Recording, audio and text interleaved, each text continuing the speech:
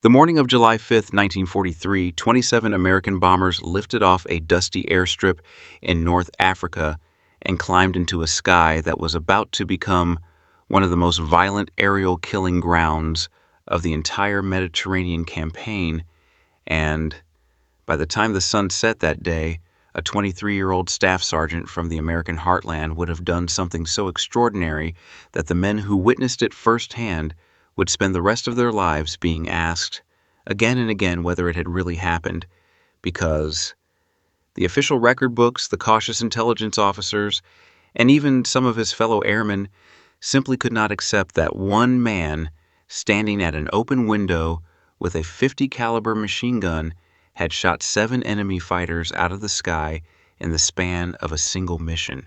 And this is the story of Staff Sergeant Benjamin F. Warner, the waist gunner nobody believed, and the decades-long fight to prove that what happened over Sicily that morning was not exaggeration, not fog of war confusion, but one of the most remarkable feats of aerial gunnery in American military history. To understand what made Warner's feat so almost impossible to accept, you first have to understand the machine he was riding in and the job he had been given. The B-17 Flying Fortress was built on a promise that would prove only partially true, relying on massed defensive fire from formations of bombers flying wingtip to wingtip. Each B-17 carried a crew of 10 men and up to 13 heavy machine guns positioned in the nose, the top turret, the belly, the tail, and the waist, where 2 gunners stood at open windows on either side of the fuselage, exposed to freezing, thin, oxygen-starved air at altitude, wrestling with guns that had to be aimed by eye, by instinct, and by nerve, tracking fighters that could close the distance in a heartbeat and rake a bomber's fuselage with cannon fire before a gunner had even finished swinging his weapon into position. Warner had earned his place at that window the hard way. Before the war, he had been recognized as an exceptional marksman, and the Army had actually used him as an aerial gunnery instructor, training other young men how to lead a target, how to judge deflection, how to squeeze. Rather than yank a trigger, skills that separated the gunners who hit their marks from the far larger number who sprayed bullets into empty sky and only imagined they had scored a kill. This mattered enormously because the target on July 5th was one of the most heavily defended objectives in the Mediterranean theater, the German-Italian airfield complex at Gerbini on the island of Sicily, a hub of enemy air power that Allied planners needed, neutralized ahead of the invasion of Sicily that was now only days away. 27 B-17s of the 99th Bomb Group took off from Navarin Field in Algeria that morning, climbing in formation, engines droning, crews checking their oxygen lines and testing their guns as the coastline of North Africa fell away beneath them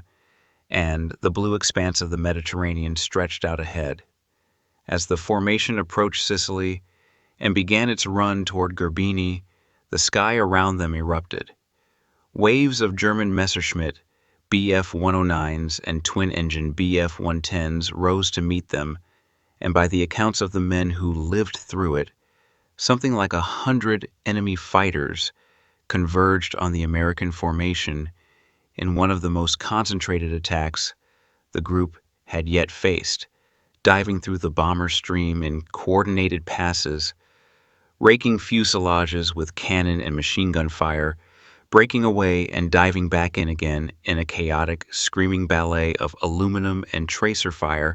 that turned the sky into a battlefield in 3 dimensions. It was carnage. 3 B-17s from that formation would never make it home, shot down as they abroged the target, their crows killed or captured, their fates recorded in the grim paperwork of a missing aircrew report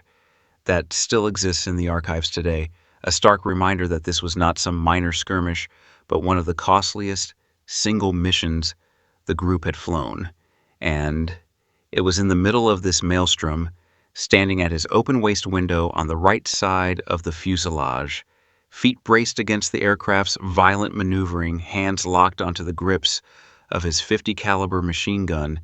that Benjamin Warner began to fight for his life and the lives of his crew. What happened next became something close to legend within the squadron almost immediately. As fighter after fighter bore down on his side of the formation, Warner tracked them, led them, and fired, and one after another they came apart in the air or spiraled down, trailing smoke and flame. His own words, recorded years later, capture the strange, almost surreal simplicity of what he experienced in that moment of extreme anger. He said the enemy fighters just kept flying into his sights,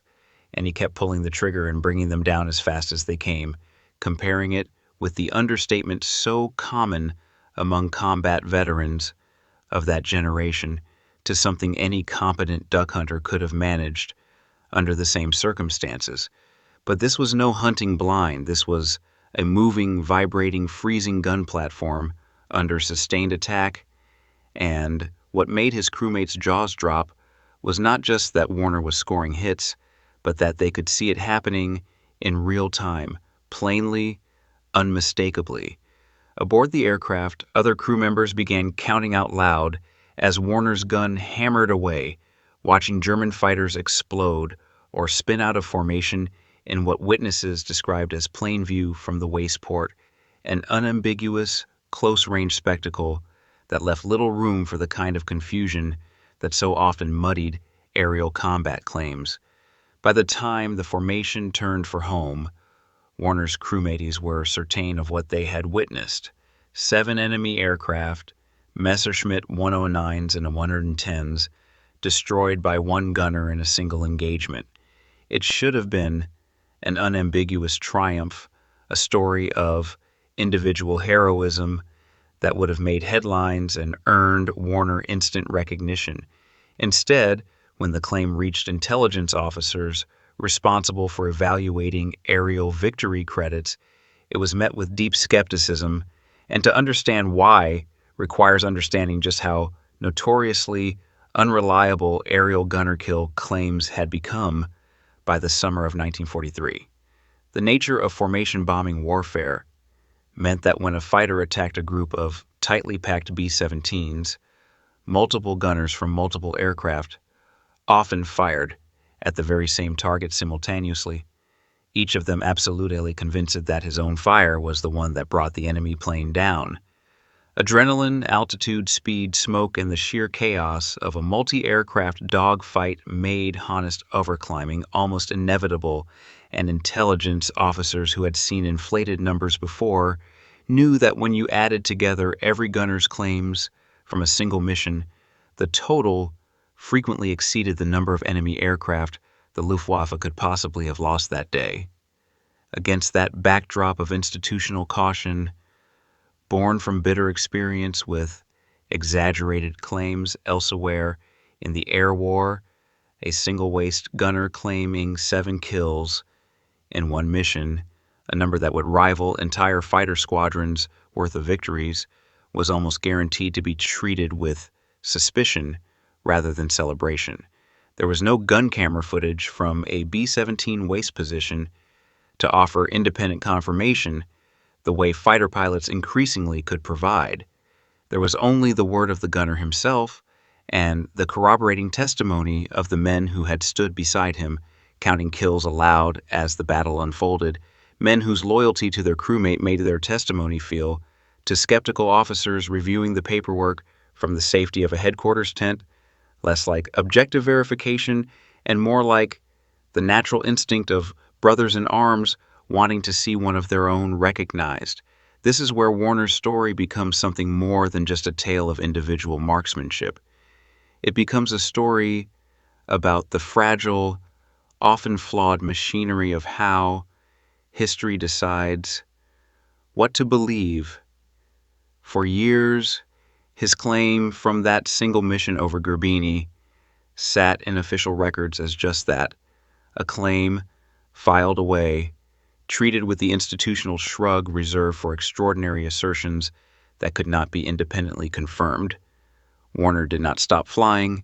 He continued his combat tour, continued to fly missions where his skill behind that 50 caliber gun would matter as much as it had over Sicily. And by the time his combat service ended, his total credited aerial victories stood at 9, a number that placed him among the recognized American gunner aces of the war, officially listed within the extensive rolls of United States Army Air Forces personnel who achieved 5 or more confirmed aerial victories, a rare distinction for anyone who was not a fighter pilot. He was awarded the Distinguished Service Cross, one of the nation's highest decorations for valor, a recognition that reflected the extraordinary danger and heroism of what he had done, even as the full scope of his single mission total remained something historians would continue to debate for decades. And that debate is, in many ways, the real heart of this story, because it reveals something profound about how difficult it is to establish historical truth in the chaos of combat, especially in an arena like aerial warfare, where the battlefield itself vanishes the instant. The fighting ends, leaving behind no craters, no wreckage on a hillside that historians can walk and measure, nothing but scattered wreckage falling into the sea off a Sicilian coastline, memories carried home by exhausted young men, and paperwork filed by officers who had to make impossible judgment calls with incomplete information. In the decades since the war, historians and researchers interested in reconciling Allied combat claims with the actual wartime losses suffered by the Luftwaffe have pored over surviving German unit records, loss reports, and squadron diaries in an effort to cross-reference claims like Warner's against what German fighter units actually recorded losing on specific dates over specific targets. And this kind of painstaking archival detective work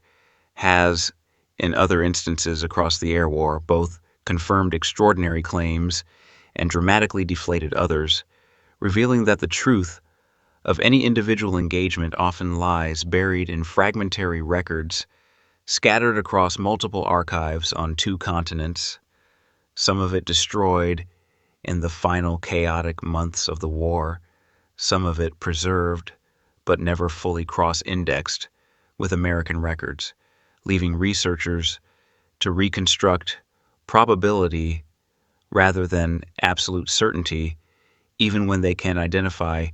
German losses that align with the time, place, and type of aircraft involved in a given engagement. For Warner's case specifically, what is not in dispute is the ferocity of the July 5th engagement itself, corroborated independently by the loss of 3 American bombers in the same fight, by the sheer scale of the German fighter response, documented in mission reports from both sides, and by the consistent, immediate testimony of multiple crew members aboard his aircraft who watched and counted in real time rather than reconstructing the battle from memory weeks later. What remains genuinely difficult to establish with complete certainty, even now, is a precise 1-to-1 match between Warner's 7 claimed kills and 7 specific downed German aircraft documented in surviving Luftwaffe records, the kind of ironclad verification that would silence every skeptic once and for all. And that difficulty is not a flaw unique to this story, but a fundamental limitation of trying to reconstruct individual moments from the chaos of 1940s aerial combat using records that were never designed with that level of granular verification in mind. What Warner's story ultimately illustrates, then, is not a simple tale of vindication where dusty archives triumphantly prove a forgotten hero, right? But something more honest and in some ways more powerful, a portrait of a young man who performed under the most extreme conditions imaginable, whose skill and composure under fire were witnessed and vouched for by the men who depended on him for their survival, and whose achievement became entangled in the larger systemic problem of how any military bureaucracy verifies claims made in the fog of combat, a problem that dogged aerial gunners across every air force in every theater of the war, and one that historians continue to grapple with today as they work to build the most accurate possible picture of the air war from fragmentary, often contradictory sources on both sides. Warner himself seemed to carry the experience with a kind of matter-of-fact humility rather than bitterness, describing what he had done not as an act of extraordinary heroism, but almost as a simple consequence of doing his job well under terrible pressure, a characteristic modesty common among veterans of that generation who often seemed more uncomfortable with praise than they ever were with danger. He survived the war, carrying with him both the Distinguished Service Cross and a story that would follow him for the rest of his life, a story that friends and fellow veterans would recount decades later at gatherings of old airmen, still marveling at what they had witnessed or heard about that July morning over Sicily, still debating among themselves exactly how many of those German fighters truly went down under Warner's fire and how many might have been claimed by other gunners in the formation, firing at the same targets in the same desperate moments. What makes this story worth telling today is not a tidy, triumphant resolution where every doubt is erased by a single archival discovery, but the far more human and far more instructive reality it represents, that acts of extraordinary courage and skill performed in the heat of battle often exist in an uncomfortable space between legend and verified fact, that the institutions responsible for recording history are staffed by cautious people trying to separate truth from exaggeration with imperfect tools, and that somewhere in that gap between what a man experienced and what officialdom was willing to certify, real human beings lived through real terror and performed feats that deserve to be remembered honestly, with all their complexity intact rather than either inflated into unquestionable myth or dismissed as mere wartime bravado. Benjamin Warner stood at an open window 6 miles above the earth, in freezing air, under sustained attack from a swarm of enemy fighters, and by every account of the men who stood beside him, fought with a skill and compassure that turned the tide of his own small corner of that battle, helping his aircraft and its crew survive a mission that claimed 3 of their sister ships and the lives of the men aboard them. Whether the final tally was precisely 7 or some number close to it, the courage required to stand at that gun and keep firing engagement after engagement without flinching is not in doubt, and it stands as a testament to the thousands of young Americans who manned the guns of bombers across every theater of the war, men whose contributions are too often overshadowed by the fighter pilots who became household names, men who fought just as hard, faced death just as often, and whose stories, like Warner's, remind us that history is not always a clean ledger of confirmed facts, but a living contested record shaped by memory, evidence, institutional caution, and the enduring human need to know, as precisely as we can, what really happened in the terrible and extraordinary moments when ordinary men were asked to do the impossible.